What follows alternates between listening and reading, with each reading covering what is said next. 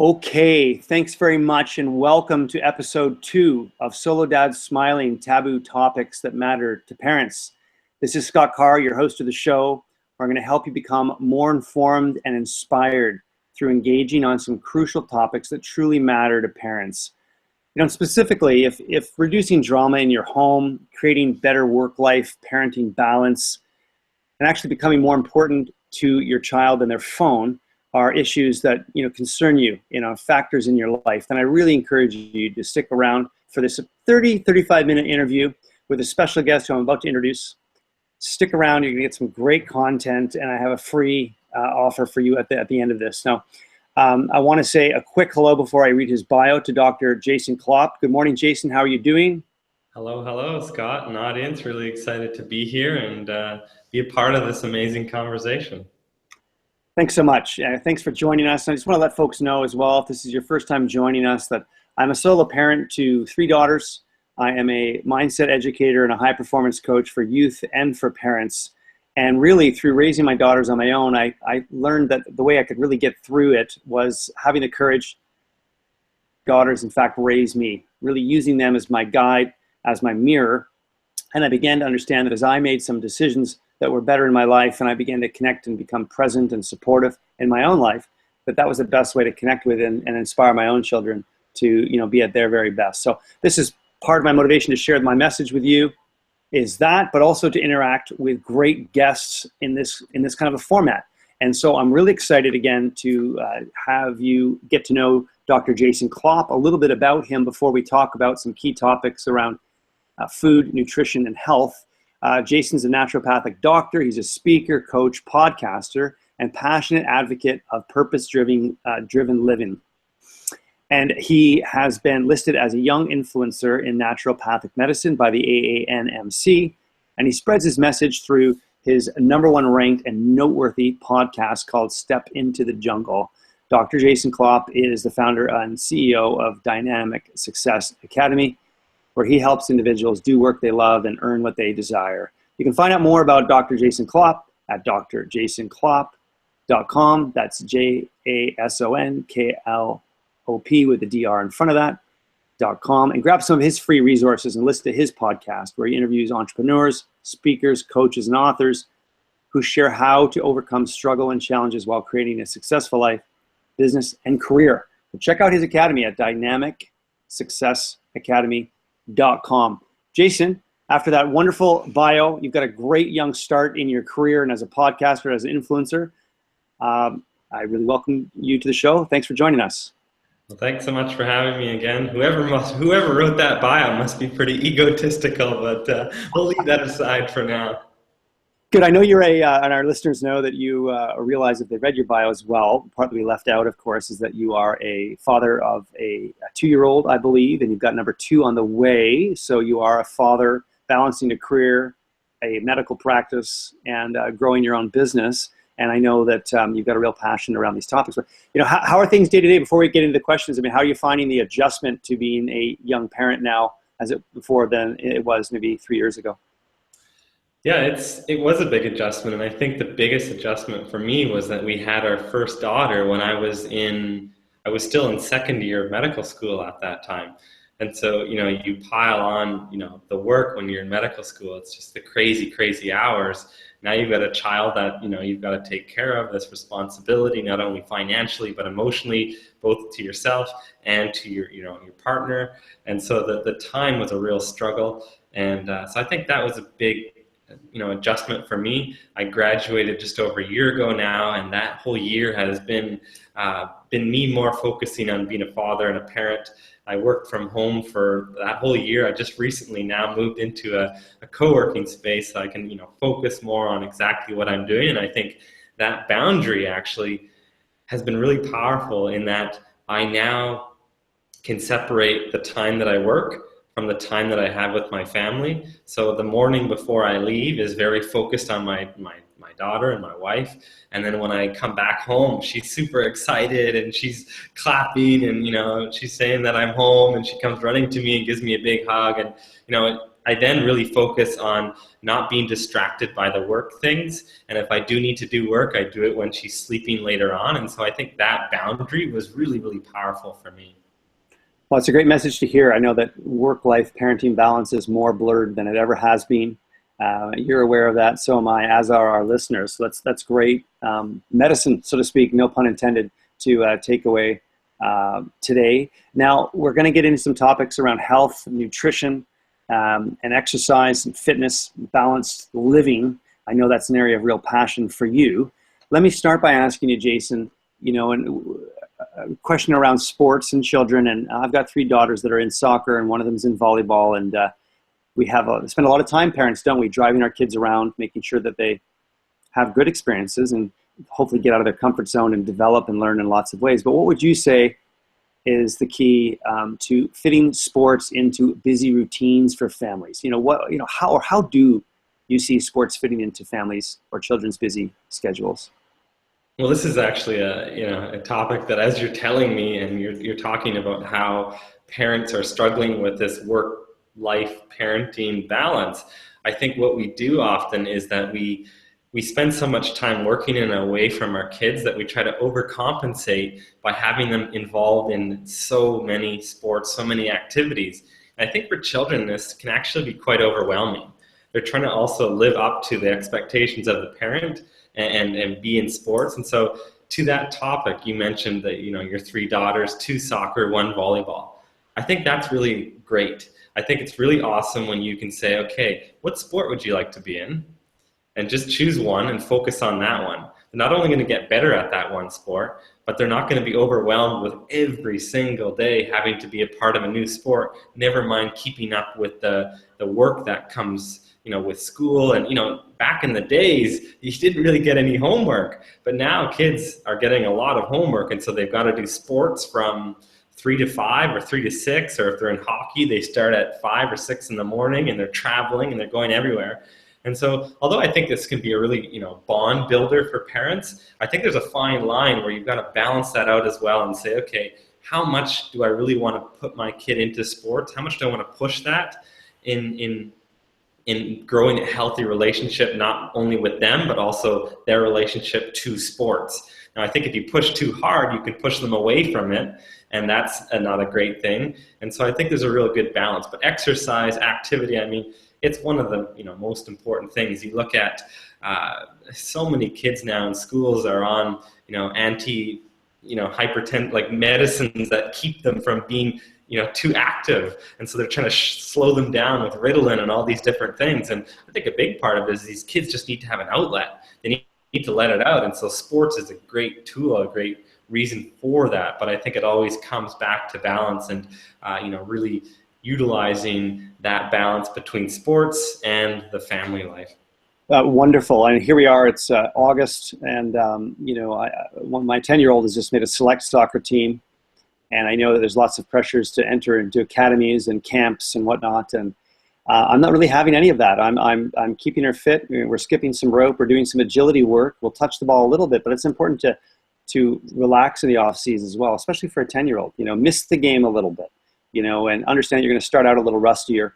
And in September, she'll get her legs back and her stride back. I think that's one of the things you're alluding to, Jason, is that, these sports are not what they used to be when we grew up, or when I grew up anyhow, where you play something for 2.5 months and you'd move on and maybe, lay fallow for a couple of months. Now it's nonstop if you're into sports. So well pointed out.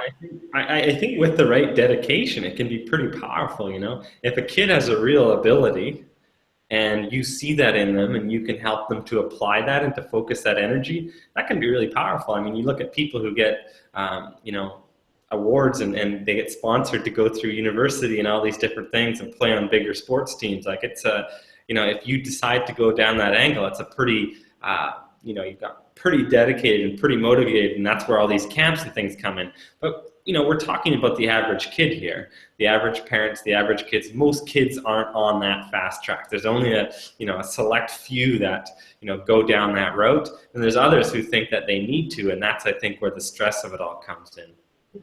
Yeah, got it. Yeah, for sure. That's great advice for our listeners. So so just playing it back again, we've got, finding a balance. Don't push And maybe one sport is a way to go ultimately, rather than two or three, like is so common, today. When you factor in martial arts or gymnastics, it's a lot of activities, a lot of driving for our children.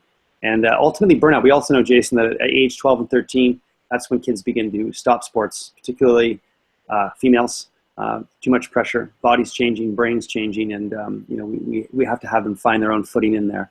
Let's talk a little bit about eating and the importance of parents modeling their eating behaviors. Why, as a doctor, and someone that's quite concerned about nutrition, who advises on these topics, of course, why is it so important to model our own eating behaviors as parents for our children? Well, let's preface this a little bit with the amount of consumption of outside sources of sugars. So kids now under the age of 12 are eating around 50 pounds of sugar a year. Now that's just out of this world.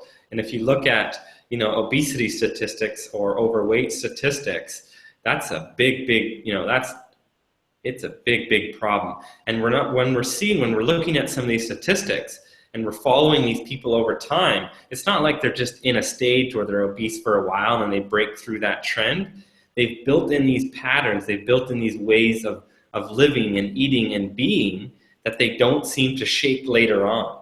And so you look at people who reach the age of 30, 40, 50, and then we see setting in heart disease, cancer, strokes, diabetes. I mean, type 2 diabetes in kids and youth and teens is just on a steady rise. We always sort of in Canada make jokes about the US population being so overweight and obese, but Canada is not actually that far behind.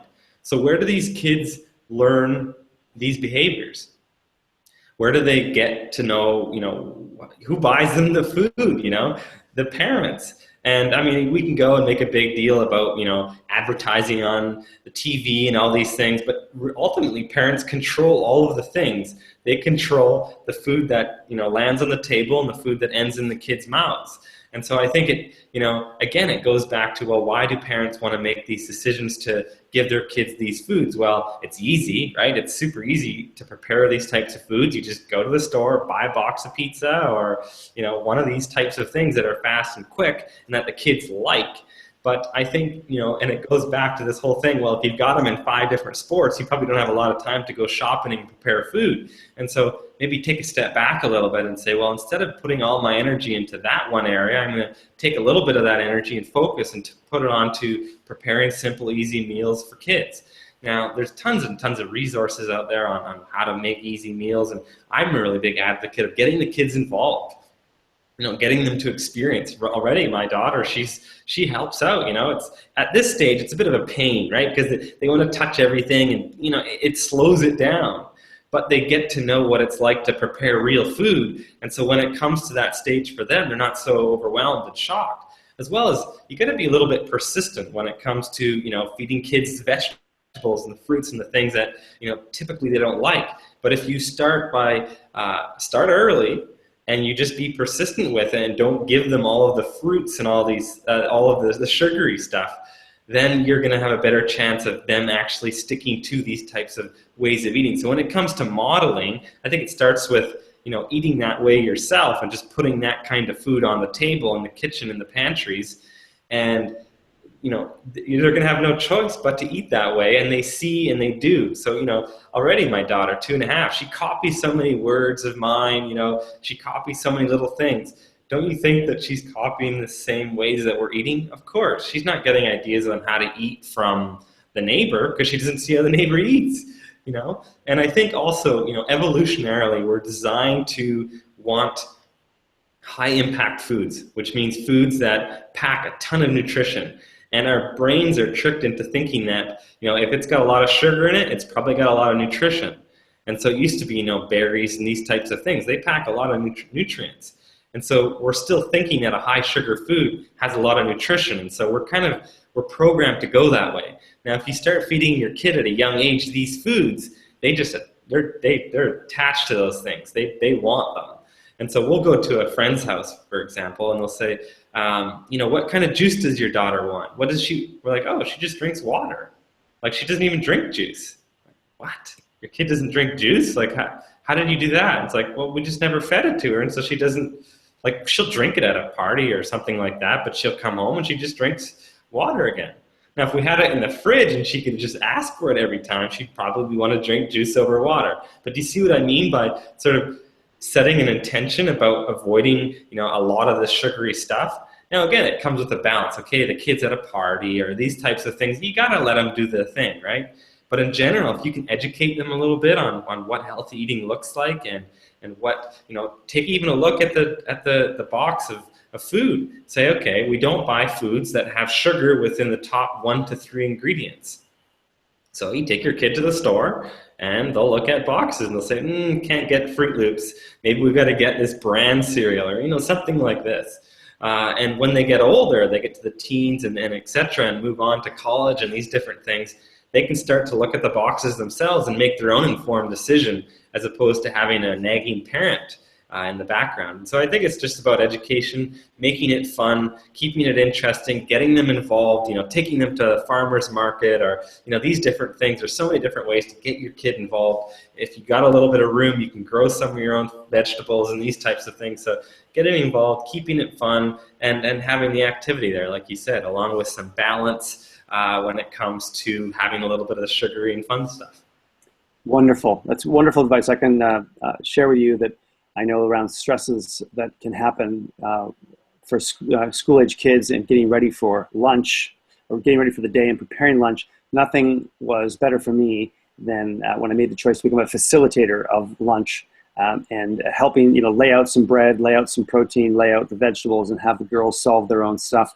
And then the other piece is, understanding that food waste is a massive environmental issue, personal responsibility issue that we face as a society, and we just pledged to not bring things to school that we're not going to eat because then we don't want to bring it home or throw it in the garbage. So yeah, it's great. So for any parent out there that's struggling with breakfast or lunches at any age, get them involved. My 7-year-old last year was pretty good. It was a great way for me to zero in on her responsibility and have her take ownership. And sure enough, she ate more of her lunch. And also, Jason, interestingly, I was packing too much for them. And that was part of the reason why they bring it home. They didn't want to eat it. So wonderful advice. So thanks for that. This is another quick little tip that parents will sometimes ask. They say, well, how do we shop? And I say, just shop on the outsides of the grocery store. The outsides of the grocery store. So don't go up and down those aisles. Because if you do that, you're almost guaranteed to stay eating, somewhat clean. Interesting. Outside we have the breads, we have the proteins, we have the fruits and vegetables. I never thought about it that way, but sure enough, that's great advice for our listeners. Thanks.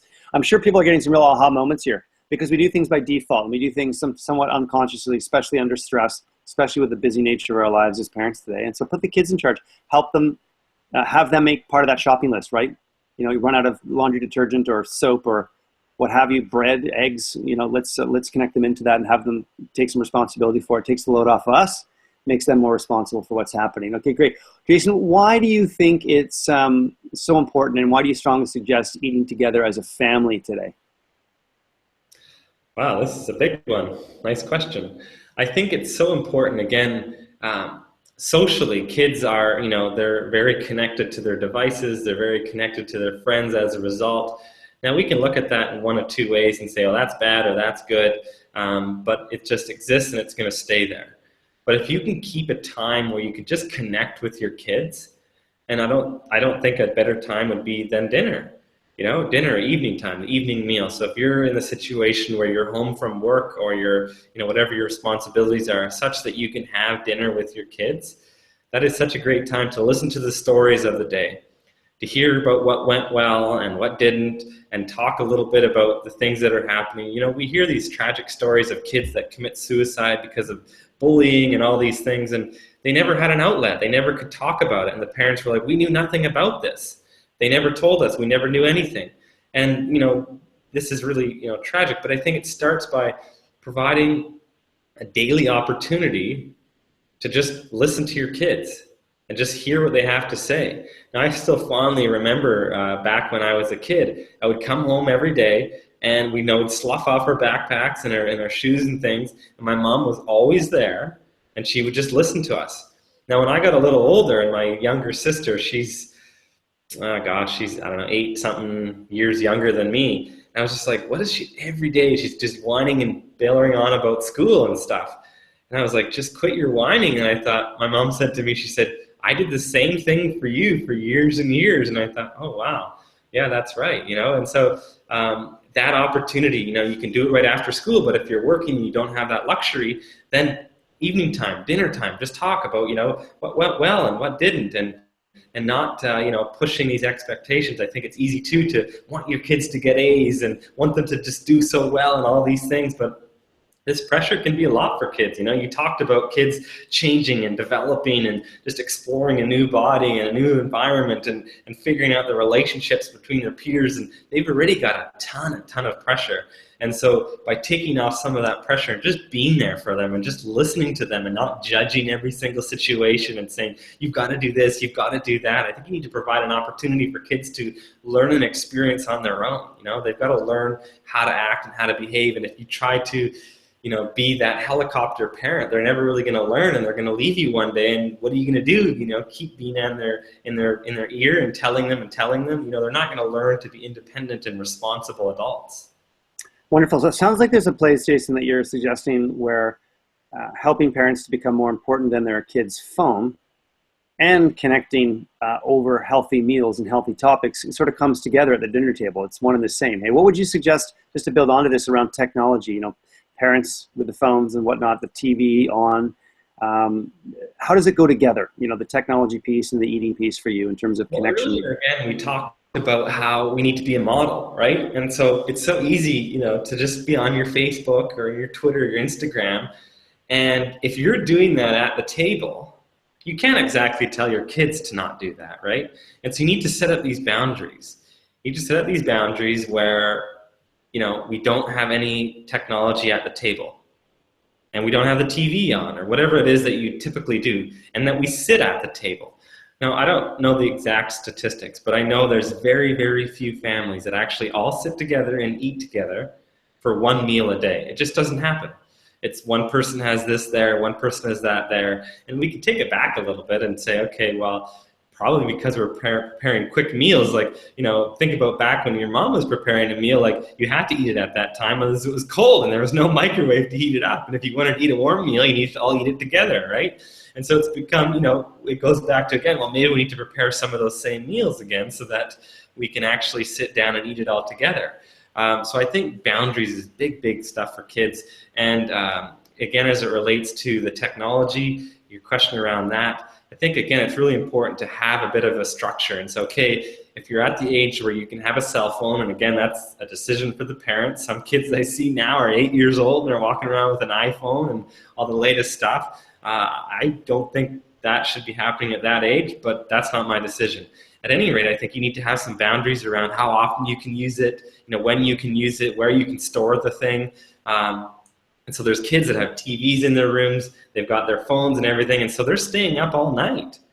And you wonder why you can't get them up in the morning to go to school. Well, because they've been watching movies and TV and, texting and messaging with their friends. And so creating some boundaries around that, maybe you just put a timer on your Wi-Fi box so that it shuts down at 10 and starts back up again at 7 or whatever. And problem solved, right? Kid can't connect to the internet. You're not going to have a problem with them using their technology, or at least to that capacity. So I think, again, just coming up with some clear boundaries that you follow yourself, again, because you got to model that behavior, and then just stick to them and hold to them. Fantastic. Before I ask you one more question, that's great advice. I just want to mention to folks that if you do want to connect more directly with Jason on any of these topics, you can go to drjasonklop.com, drjasonklop.com, and see him and connect with him, I should say, around any of these matters around health, nutrition, and he'd be happy to engage with you in that format to help you out. Jason, some great dialogue here for parents today. One of the motivations for this show is to make sure that we talk about the stuff that, in my case anyhow, my parents didn't really want to talk about. And I think that communication, like you say, with our own children is key. Communication with ourselves as parents to keep ourselves calm is key, to have routine. So I honor you for, getting into these, meaty, no pun intended, meaty topics here to help us understand nutrition, because we just get going so quickly in the pace of today's society. that we think that any old thing will do, and that, we just can't count on dinners together, and we can't count on healthy food. And if anything we're getting from you today is, slow down, let's make family really important, and the rest of the stuff will happen, the activities and whatnot. And I think I just want to remind folks as well that connection, we see things happen to children in their teens and 20s around, going adrift and getting depressed. And the statistics are up even for high performers. This is not, like it was assumed 30, 40 years ago that you're from the wrong side of the tracks or from a really bad home and you were going to have trouble in your life. We're seeing now is, high performing kids at university that were high performers their whole life, running into depression, running into substance abuse and whatnot. So this is very prevalent in the middle sort of society, or middle upper of society. So this is great dialogue. Any more thoughts on any of that before I ask you your last question? Sure. I think one thing I just want to leave is that you don't and you can't do it all. There's no such thing as a perfect parent. So choose the one or two things that you can implement on a daily basis, something simple, like I suggested, eating dinners together. Just choose one simple thing, and over the time, you're going to be bringing on great guests, and these people are going to keep coming back and listening to all of your episodes. There's going to be a lot of content. Now, they're not going to be able to do everything. And so just choose one or two small things that you can do that can have a high impact on not only your life, but also your kids' life. To further that point, we need to focus on our children, but we need to focus on ourselves as well. So we need to take time to build up ourselves, to build up our relationship with ourselves, do the things that you need to do to make it so that you can show up in a big way to your kids. If you're completely sacrificing yourself all the time for your children, there's going to be no gas in the tank. And that's where, we talk about burnout in kids. It happens in adults at alarming rates. And so you just can't show up in a big way to your kids when you're in that mindset, in that stage, in that state of health. And so I think, focus on yourself. And when you do that, again, you're going to be modeling that to your children. And it just sort of ripples down from there. So keep it simple, focus on yourself, and then the focus will follow on to your children. Okay, great. Well, that was super advice for sure. Easier said than done, but great advice. And you're going to be a parent of two children very soon. By the way, once you have that second one, it's going to really be even more congruent, even if it feels that like it's going to be more work. Somehow in the end, it isn't, because your eldest will have someone to play with and take responsibility for, and so that's wonderful. But you come from a pretty large family. You've been very close to your parents and your siblings. You've got a lot of experience and obviously a passion in that area. What's one more suggestion to all parents that you would make in sort of closing here today? Wow, if I knew that was the last question, I might have saved the last piece of advice for that. Okay. I think we might have covered it all, actually. I do just say, listen to your children. Just listen, and start young, start early, because you can't just suddenly, when they're 15, they're not going to tell you everything. They're just not going to share everything with you. And so if you create a culture now in your family through some way, some means of just listening to them and not trying to fix everything, not trying to tell them how they should do it and how they shouldn't do it. Look, they've got to learn. You learned about what it meant to be a kid and how you got to grow up. And, it sucks to see your kids fall and hurt themselves sometimes, but it's also necessary for them to learn. And so I think just make an environment in your house, in your relationship with your children, where you can listen to them and they'll tell you the things that they really need. And then do your best as a parent with the resources and the time that you have to provide them the best life that you potentially could. Wonderful. That's great. And we know that children want to be listened more than anything. They want to be listened to by their parents. So making time for that at the dinner table, away from our devices, the authentic connections is what children need with us as their parents. And ultimately, they'll begin to generate that authentic connection to themselves and begin to solve problems and work through the social pressures and peer pressures. And, that's remarkable. Jason, just remind us again a couple ways people can reach out to you directly around any issues they're having. We know we have eating disorders, we have nutrition and health, and a sedentary society here is a real issue. And if a parent's listening today and they want to reach out to you directly, can you just remind us how that they can do that? Yeah, they can reach out to me directly. Actually, you can reach out to me personally through my email, jason@dr jasonklop.com. Again, Scott, you mentioned my websites. You can hit me up on social media at Dr. Jason Klopp. It's kind of all the same thing on all the channels. Whatever way you'd like to reach out to me, I'd like to have this conversation. If there's any resources or directions that I could point you in, I would love to do that. Now, there's this organization that I just came across recently, and it's called, I think, MEND, M-E-N-D. And you can look this up and potentially have this in the show notes. But it was a great forum, and it was free. I think it was at local YMCAs and these types of things where kids can come with their siblings, they can come with their parents, and they just have these conversations around food and activity. And it was a really cool resource. I was on a call with somebody that I knew, and she started telling me about this great resource. And I thought, oh, that's really cool. If I've got a way of ever thinking about sharing that, I would love to put that out there. And I didn't have that prepared, obviously, for today, otherwise I would have had a direct link. But I think it's MEND, probably MEND.ca or .com or something like that. If parents are looking for a way to get more involved in the community and have a more of a conversation. And lastly, I just want to say thanks so much, Scott, for creating this avenue, this channel for people to connect with, to learn, to grow, and to become better adults so that they can raise healthy and well-adjusted and adapted children. Super, Jason. It's a privilege to have you with us today and sharing this deep knowledge on nutrition and then some real common sense, for families today. I know our listeners have benefited from that. So thank you so much for joining us.